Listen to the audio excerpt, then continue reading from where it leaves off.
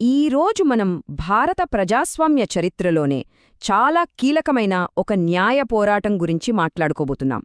అధికారం ఎవరిది? పార్లమెంటుదా లేక రాజ్యాంగానిదా?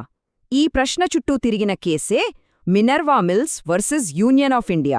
ఇది కేవలం ఒక కోర్టు కేస్ మాత్రమే కాదు, మన రాజ్యాంగం యొక్క ఆత్మను కాపాడేందుకు జరిగిన ఒక పెద్ద యుద్ధం లాంటిది. అసలు ఒక ప్రభుత్వానికి ఒక దేశం యొక్క స్వరూపాన్ని, దాని ఆత్మని మార్చేంత శక్తి ఉంటుందా? అంటే చట్టాలు చేసే పార్లమెంటుకు ఆ దేశపు పునాదినే మార్చేసే హక్కుంటుందా? ఈ యొక్క ప్రశ్న చుట్టూనే ఈ మొత్తం కథ నడుస్తోంది. సరే, ఈ అద్భుతమైన రాజ్యాంగ కథను పూర్తిగా అర్థం చేసుకోవాలంటే మనం కొన్ని ముఖ్యమైన ఘట్టాలను చూడాలి. ముందుగా రాజ్యాంగం యొక్క అసలు మూలమేంటో చూద్దాం. ఆ తర్వాత పార్లమెంట్ తన అధికారాన్ని ఎలా పెంచుకోవాలని చూసిందో తెలుసుకుందాం. అప్పుడు మినర్వా మిల్స్ ఎలా ఎదురుతిరిగిందో, దానికి కోర్టు ఎలా ఒక గీత గీసిందో, చివరిగా ఈ కేస్ మనకు ఎలాంటి వారసత్వాన్నిచ్చిందో చర్చిద్దాం. సరే, మొదటి భాగంలోకి వెళ్దాం. రాజ్యాంగం యొక్క విడదీయరానే మూలం. ఈ మొత్తం గొడవను అర్థం చేసుకోవాలంటే ముందు మనం బేసిక్ స్ట్రక్చర్ డాక్ట్రిన్ లేదా మౌలిక స్వరూప సిద్ధాంతం గురించి తెలుసుకోవాలి. ఇదే ఈ కథకి గుండెకాయలాంటిది. మౌలిక స్వరూప సిద్ధాంతం సింపుల్గా చెప్పాలంటే పార్లమెంట్ రాజ్యాంగాన్ని సవరించొచ్చు, తప్పులేదు.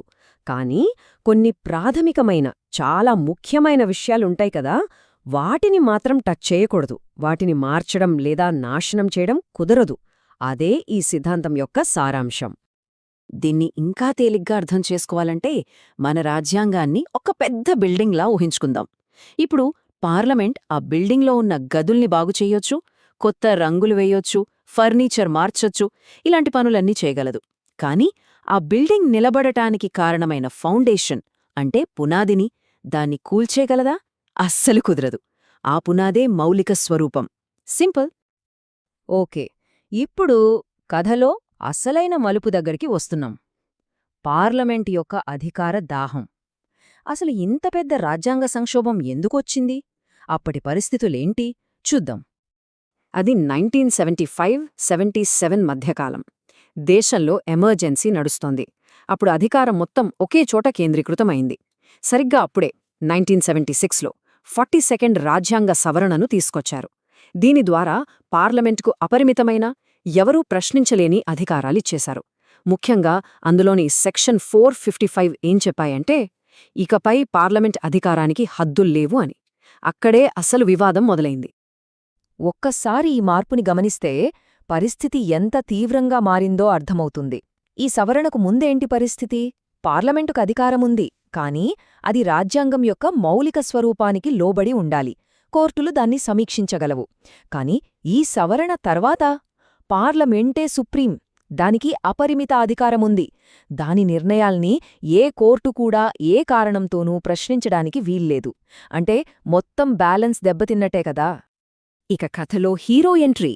3వ భాగం, మినర్వా మిల్స్ తిరుగుబాటు. పార్లమెంట్ యొక్క ఈ అపరిమిత అధికారాన్ని సవాలు చెయ్యడానికి ఎవరూ ఊహించని ఒకరు ముందుకొచ్చారు. ఆశ్చర్యంగా ఉంది కదా. ఈ చారిత్రాత్మక యుద్ధాన్ని మొదలుపెట్టింది ఏదో పెద్ద రాజకీయ పార్టీ కాదు, ఉద్యమకారులు కాదు, కేవలం ఒక textile company, Minerva Mills limited. వాళ్ల వ్యాపారానికి సంబంధించిన ఒక చిన్న విషయంలో మొదలైన ఈ కేసు చివరికి దేశ రాజ్యాంగం యొక్క భవిష్యత్తునే నిర్ణయించేంత పెద్ద పోరాటంగా మారింది. సో మొత్తం కేసు ఒకే ఒక్క పదునైన ప్రశ్న దగ్గర ఆగింది. రాజ్యాంగాన్ని మార్చే అధికారం పార్లమెంటుకు అపరిమితంగా ఉందా, లేక దానికి కూడా కొన్ని హద్దులున్నాయా? దీనికి సమాధానం చెప్పాల్సిన బాధ్యత సుప్రీంకోర్టు మీద పడింది. సరే, ఇప్పుడు కథ క్లైమాక్స్కొచ్చేసింది. సుప్రీంకోర్టు ఏం చెప్పింది? ఆ చారిత్రాత్మక తీర్పేంటి చూద్దాం. తీర్పులో మొట్టమొదటి అత్యంత స్పష్టమైన మాట, పార్లమెంట్ అధికారం అపరిమితం కాదు, దానికి పరిమితులు ఉన్నాయి, ఫుల్ స్టాప్. రెండోది జ్యుడిషియల్ రివ్యూ అంటే న్యాయ సమీక్ష. పార్లమెంట్ చేసిన ఏ చట్టాన్నైనా, సవరణనైనా ఇది రాజ్యాంగానికి లోబడి ఉందా లేదా అని చెక్ చేసే అధికారం కోర్టులకు ఉంటుంది. ఈ అధికారాన్ని తీసివేసే హక్కు పార్లమెంటుకు లేదు. ఎందుకంటే న్యాయ సమీక్ష కూడా రాజ్యాంగం యొక్క మౌలిక స్వరూపంలో భాగమే. ఇక మూడోది ఫండమెంటల్ రైట్స్ అంటే మన ప్రాథమిక హక్కులు. ప్రాథమిక హక్కులు, ఆదేశిక సూత్రాలు ఈ రెండిటి మధ్య ఒక బ్యాలెన్స్ ఉండాలి. ఒకదానికోసం ఇంకొకదాన్ని పూర్తిగా వదిలేయడానికి వీల్లేదు. పౌరుల హక్కులే అత్యంత ప్రధానమైనవి అని కోర్టు తేల్చి చెప్పింది. సుప్రీంకోర్టు తీర్పులోని ఈ ఒక్క వాక్యం చాలు మొత్తం కేసు సారాంశం అర్థం చేసుకోవడానికి. సవరించే అధికారం, నాశనం చేసే అధికారం కాదు. అంటే మీకు మార్పులు చేసే అధికారం ఇచ్చాం, అంతేకాని రాజ్యాంగ పునాదుల్ని పెకిలించే అధికారం ఇవ్వలేదు అని కోర్టు చాలా బలంగా చెప్పింది. సరే, చివరి భాగానికి వచ్చేశాం. ఈ కేసు మనకు మిగిల్చిన వారసత్వమేంటి? ఈ రోజుకి ఈ తీర్పు ఎందుకంత ముఖ్యం? ఈ తీర్పుతో కొన్ని విషయాలు చాలా స్పష్టమయ్యాయి. 1. మౌలిక స్వరూప సిద్ధాంతం అనేది చెక్కుచెదరనిది అని మళ్లీ నిరూపితమైంది. 2. పార్లమెంట్ కన్నా రాజ్యాంగమే ఉన్నతమైనది అని స్థాపించింది. 3. కోర్టుల న్యాయ సమీక్షా అధికారాన్ని కాపాడింది.